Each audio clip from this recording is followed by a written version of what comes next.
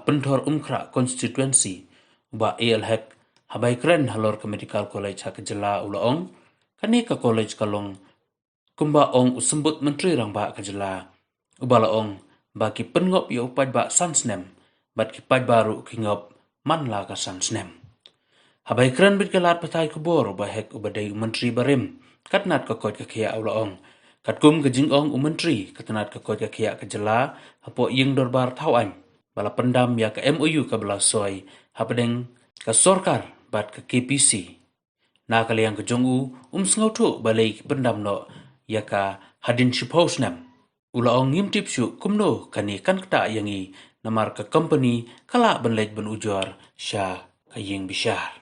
See, Prastun, in one of the meeting in Balei had said, we have to ngop the people all the time in every 5 years. People are still ngoping, still fooling. So this the same thing maybe the government trying to do it with the people of Meghalaya. Ngop.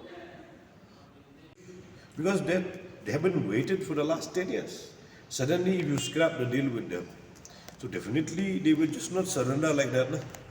You have to find out the ways and means how to protect their own reputation also, because it is their reputation also, it is a stake.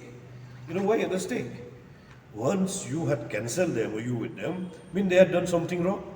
Then where is their reputation? Number one, according to the reply of the Honorable Health Minister in the House just recently, he said that already has scrapped the MOU signed between the KPC and the government. So we don't understand is after the gap of, since it was laid foundation stone and MOU signed in 2012, till today is almost 10 years. So the deal has been scrapped.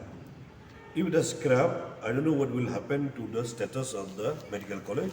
There also they will not silent and keep quiet. There also they might go to court also, who knows. If this happens, then we will not see any rays of hope of the medical college, the Shillong Medical College in the state of Meghalaya. So you mentioned about going to court.